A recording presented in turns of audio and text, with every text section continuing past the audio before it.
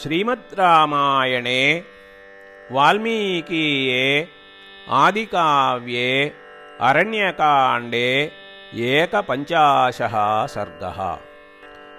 इत्युक्तस्य यथा न्यायम् रावणस्य जटायुषा क्रुद्धस्याग्निनिभाः सर्वाः रेजुर्विंशतिदृष्टयः।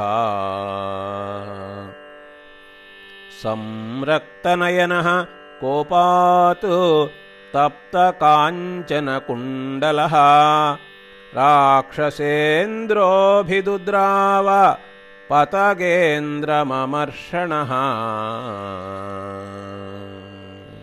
सः सम्प्रहारस्तुमुलः तयोस्तस्मिन् महावने बभूव वातोद्धतयोः मेघयोर्गगने यथा। तद्बभूवाद्भुतं युद्धं गृध्रराक्षसयोस्तदा सपक्षयोर्माल्यवतोः महापर्वतयोर्यथा। ततो नाळीकनाराचैः तीक्ष्णाग्रैश्च विकर्णिभिः अभ्यवर्षन् महाघोरैः गृध्रराजं महाबलः। सतानि शरजालानि गृध्रः पत्ररथेश्वरः जटायुः प्रतिजग्राह रावणास्त्राणि संयुगे। तस्य तीक्ष्णनखाभ्यां तु चरणाभ्यां महाबलः चकार बहुधा गात्रे व्रणान् पतगसत्तमः। अथ क्रोधाद्दशग्रीवः जग्राह दशमार्गणान् मृत्युदण्डनिभान् घोरान् शत्रुमर्दनकाङ्क्षया। सतैर्बाणैर्महावीर्यः पूर्णमुक्तैरजिह्मगैः बिभेदनिशितैः तीक्ष्णैः गृध्रं घोरैः शिलीमुखैः। स राक्षसरथे पश्यन् जानकीं बाष्पलोचनाम् अचिन्तयित्वा तान् बाणान् राक्षसं समभिद्रवत्। ततोऽस्य सशरं चापं मुक्तामणिविभूषणं चरणाभ्यां महातेजाः बभञ्ज पतगेश्वरः। ततोऽन्यद्धनुरादाय रावणः क्रोधमूर्च्छितः ववर्ष शरवर्षाणि शतशोधसहस्रशः। शरैरावारितस्तस्य संयुगे पतगेश्वरः कुलायमुपसम्प्राप्तः पक्षीव प्रबभौ तदा। सतानि शरवर्षाणि पक्षाभ्याञ्च विधूय च चरणाभ्यां महातेजाः बभञ्जास्य महद्धनुः। तच्चाग्निसदृशं दीप्तं रावणस्य शरावरं पक्षाभ्यां स महावीर्यः व्याधुनोत्पतगेश्वरः।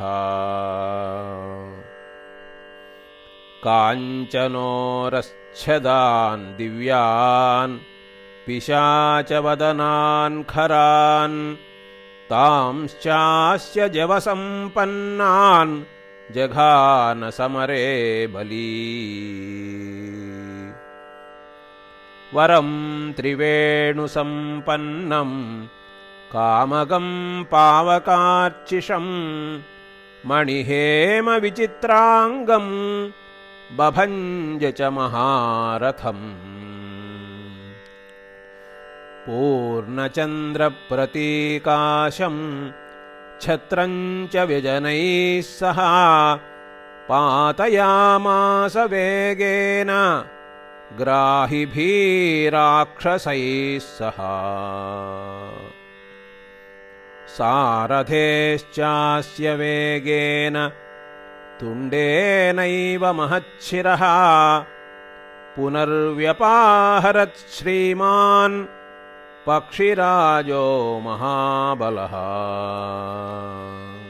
स भग्नधन्वा विरथः हताश्वो हतसारथिः अङ्केनादाय वैदेहीं पपात भुवि रावणः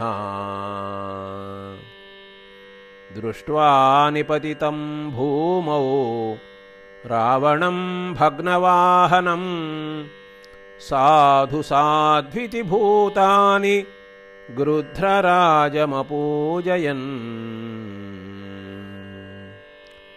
परिश्रान्तं तु तं दृष्ट्वा जरया पक्षियूधपम् उत्पपात पुनर्हृष्टः मैथिलीं गृह्य रावणः तं प्रहृष्टं निधायाङ्के गच्छन्तं जनकात्मजां गृध्रराजः समुत्पत्य समभिद्रुत्य रावणं समावार्य महातेजाः जटायुरिदमब्रवीत्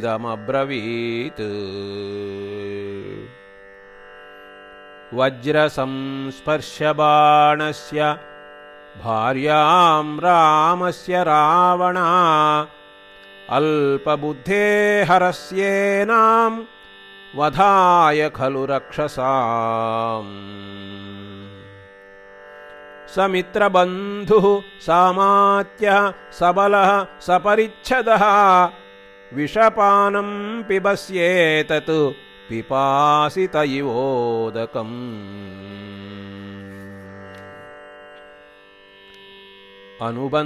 अनुबन्धमजानन्तः कर्मणामविचक्षणाः शीघ्रमेव विनश्यन्ति यथा त्वं विनशिष्यसि बद्धस्त्वं कालपासेन क्व गतः तस्य मोक्षसे वधाय बडिशं गृह्य सामिषं जलजो यथा न हि जातु दुराधर्षौ काकुत्सौ तव रावण धर्षणं चाश्रमस्यास्य क्षमिष्येते तु राघवौ यथा त्वया कृतं कर्म भीरुणा लोकगर्हितं तस्कराचरितो मार्गः नैव वीरनिषेवितः युध्यस्व यदि शूरोऽसि मुहूर्तं तिष्ठ रावण सेयिष्यसे हतो भूमौ यथा भ्राता खरस्तथा परेतकाले पुरुषः यत्कर्म प्रतिपद्यते विनाशायात्मनो धर्म्यं प्रतिपन्नोऽसि कर्म तत् पापानुबन्धो वै यस्य कर्मणः कर्म को नु तत् कुर्वीत लोकाधिपतिः स्वयंभूर्भगवानपि एवमुक्त्वा शुभं वाक्यं जटायुस्तस्य रक्षसः निपपात भृशं पृष्ठे दशग्रीवस्य वीर्यवान् तं गृहीत्वा नखैः तीक्ष्णैः विददार समन्ततः अधिरूढो गजारोहः यथा स्याद्दुष्टवारणम् विददार नखैरस्य तुण्डं पृष्ठे समर्पयन् केशांश्चोत्पाटयामास नखपक्षमुखायुधः स तथा गृध्रराजेन क्लिश्यमानो मुहुर्मुहुः अमर्षस्फुरितोष्ठः सन् प्राकम्पत च रावणः परिगृह्य च वैदेहीं वामेनाङ्केन रावणः तलेनाभिजघानाशु जटायुं क्रोधमूर्च्छितः जटायुस्तमभिक्रम्य तुण्डेनास्य खगाधिपः वामबाहून् दश तदा व्यपाहरदरिन्दमः सञ्छिन्नबाहोः सद्यैव बाहवः सहसा भवन् विषज्वालावलीयुक्ताः वल्मीकादिव पन्नगाः ततः क्रोधाद्दशग्रीवः सतामुत्सृज्य रावणः मुष्टिभ्यां चरणाभ्यां च गृध्रराजमपोथयत्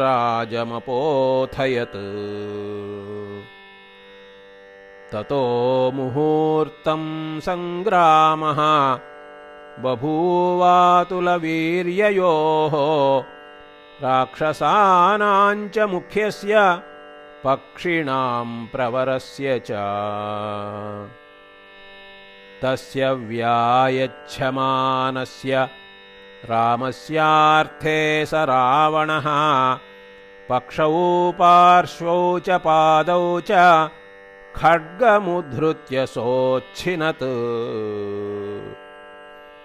सच्छिन्नपक्षः सहसा रक्षसा रौद्रकर्मणा निपपात हतो गृध्रः धरण्यामल्पजीवितः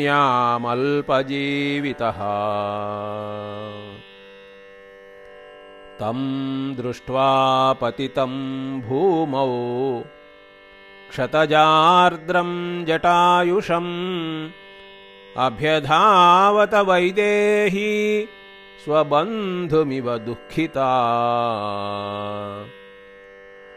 तं नीलजीमूतनिकाशकायं सुपाण्डुरोरस्कमुदारवीर्यं ददर्श लङ्काधिपतिः पृथिव्यां जटायुषं शान्तमिवाग्निदावम् ततस्तु तं पत्ररथं महीतले निपातितं रावणवेगमर्दितं पुनश्च सङ्गृह्य शशिप्रभानना रुरोद सीता जनकात्मजा तदा इति आर्षे श्रीमद्रामायणे वाल्मीकीये आदिकाव्ये अरण्यकाण्डे 51 सर्गः।